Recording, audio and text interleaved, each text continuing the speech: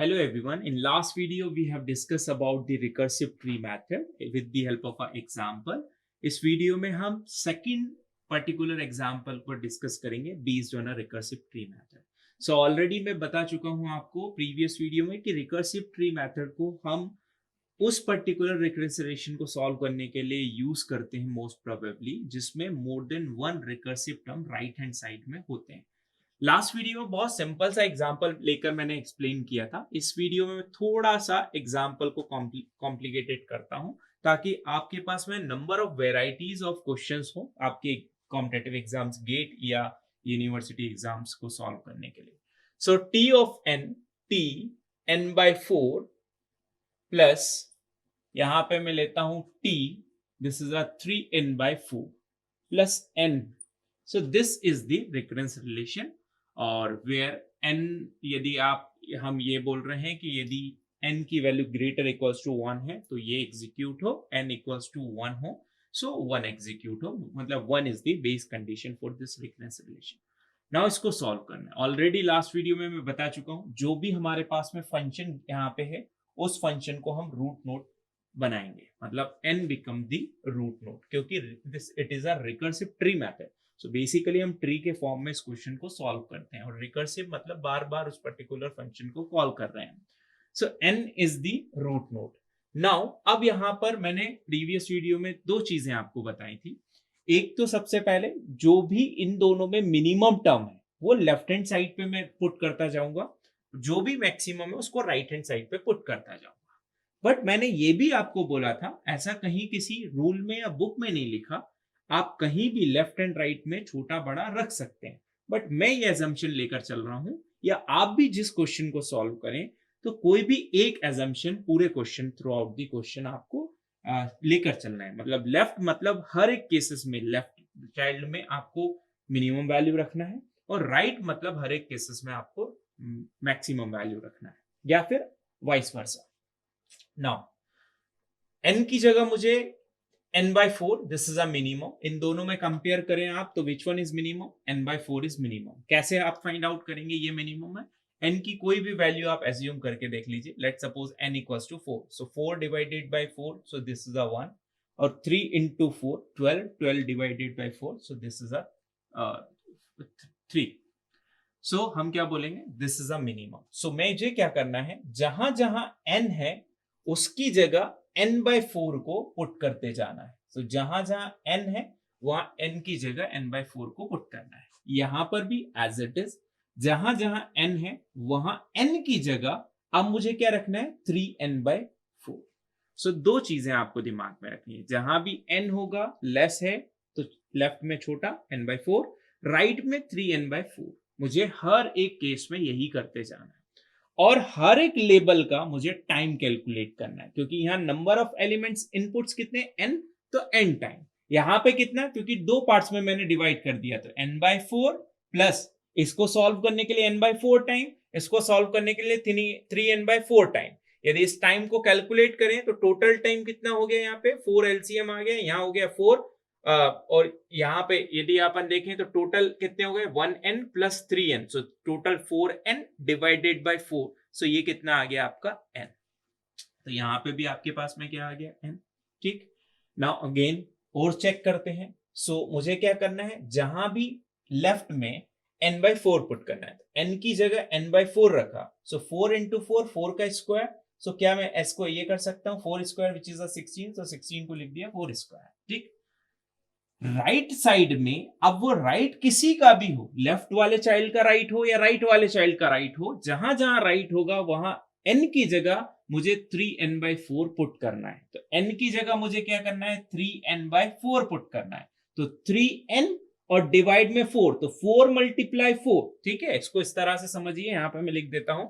सो ये हो गया आपके पास में. मुझे क्या करना है? n की जगह 3n by 4 मल्टीप्लाई ये वाला 4 मेरा एज इट इज. तो इसको सॉल्व करेंगे सो ये 3n by क्या आ जाएगा आपके पास में? 16. ठीक. तो इसको जब आप सॉल्व करेंगे तो ये हो गया 3n by 16. Now as it is इस पर्टिकुलर केस में अब यहां पर क्योंकि वो राइट हैंड साइड का चाइल्ड था बट उसके लेफ्ट को सॉल्व कर रहे हैं तो लेफ्ट में हमें क्या पुट करना है? n by 4. So this is a 3n.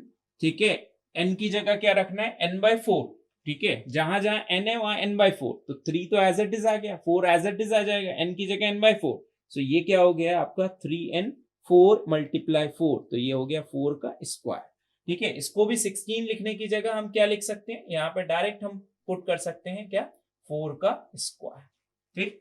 Right hand side में आपको क्या पुट करना है, राइट हैंड साइड में 3n/4 पुट करना है, सो 3n/4, सो ये ऑलरेडी 3n/4 है, अब n की जगह मुझे 3n/4 पुट करना है, तो n की जगह इसको देखिए यहाँ पे 3 एज इट इज है, n की जगह मुझे क्या करना है, 3n/4 पुट करना है, और डिवाइड में 4 ये ऑलरेडी आपके पास में है, तो इसको जब आप सॉल्व करेंगे, सो this is a 9n divided by 16, तो इसको क्या लिख सकता हूं, 9n और 16 मतलब 4 का स्क्वायर।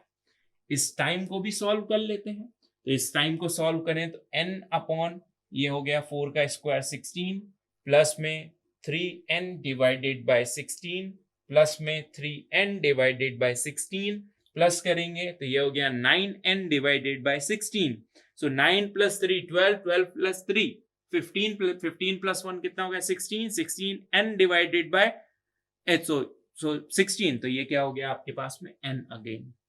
और फर्दर चाहें तो आप सॉल्व कर सकते हैं इसको, अगेन n की जगह क्या करना है, फिर से यदि आप एक और लेवल तक और एक्सपांड करूं तो यहाँ पे n की जगह क्या रखना है, n/4, सो ये n अपॉन 4, सो 4 फिर से आ जाएगा, तो n to the power n upon 4 to the power यहाँ 3 हो जाएगा।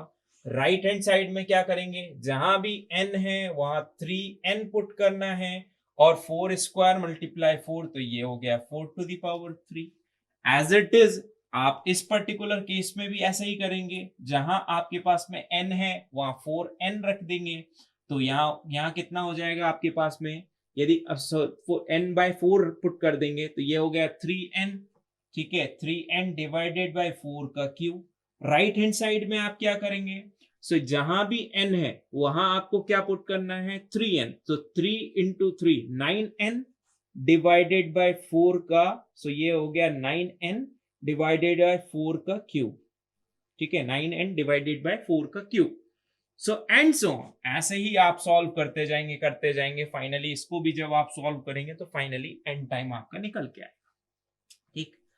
नाउ इसको आप कब तक सॉल्व करना है, जब तक कि बेस कंडीशन ना मिल जाए, ठीक है। अब मैंने आपको लास्ट वीडियो में 2 चीजें बताई थी कि जो लेफ्ट हैंड साइड का जो भी लेफ्ट मोस्ट चाइल्ड होगा वो रिप्रेजेंट करेगा आपको बेस्ट टाइम कॉम्प्लेक्सिटी को, राइट हैंड साइड में जो भी राइट मोस्ट चाइल्ड होगा वो आपका रिप्रेजेंट करेगा कि वर्स्ट केस टाइम कॉम्प्लेक्सिटी, मतलब टोटल टाइम कितना लगा उसको।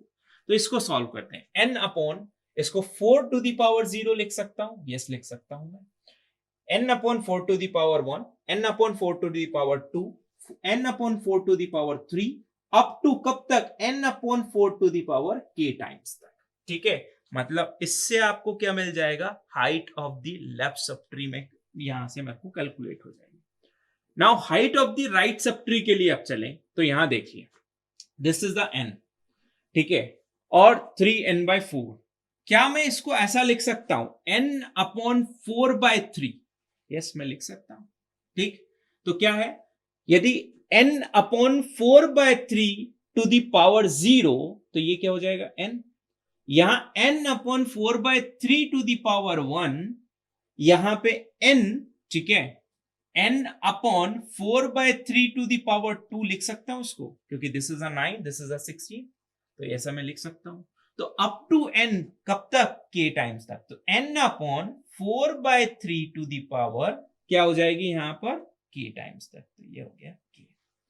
तो ये आपको क्या देगा, ये आपको देगा height of the right sub tree, so right sub tree की हाइट मिलेगी, ठीक।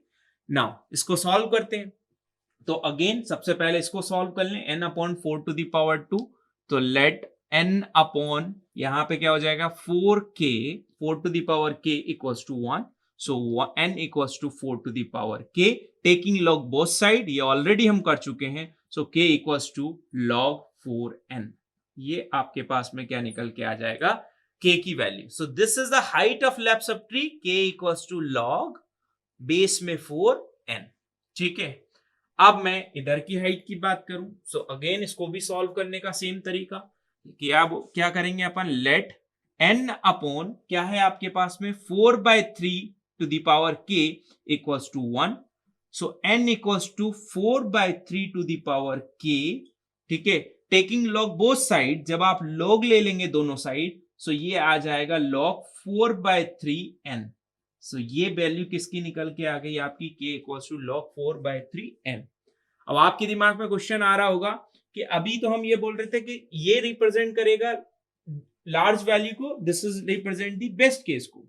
यदि बेस्ट केस और ये मैक्सिमम मतलब वर्स्ट केस की बात करें, सो log 4/3n बड़ा है या log 4n बड़ा है, तो यदि आप कैलसी से इसको सॉल्व करेंगे तो this term is bigger, that's why जो हाइट होगी k इक्वल्स टू, ये हो जाएगी आपकी log 4/3n, ठीक है, ये होगी बड़ी हाइट।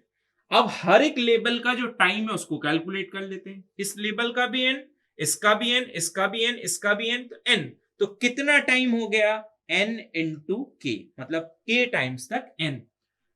k की वैल्यू ऑलरेडी आप निकाल चुके हैं, तो k की वैल्यू यहां सब्स्टिट्यूट कर देंगे। बेस्ट केस बताना है तो n log 4n हो जाएगा, this is a best case, मतलब finally the time complexity is order of n log n। Worst case के केस में बताना है तो n इंटू k की वैल्यू यहां पे हो जाएगी log, यहां पे 4/3n, इस पर्टिकुलर टाइम को आप वर्स्ट केस के लिए यूज करेंगे। और यदि टाइम कॉम्प्लेक्सिटी में दोनों ऑप्शन है, ये वाला भी ऑप्शन है और बेस में 4 वाला ऑप्शन भी है, तो आप इस वाले ऑप्शन को चूज करेंगे because this is the greater time as compare to this one. So this is the recursive tree method, another example. Next video में एक दो और एग्जाम्पल हम डिस्कस करेंगे based on a recursive tree method. Thank you so much.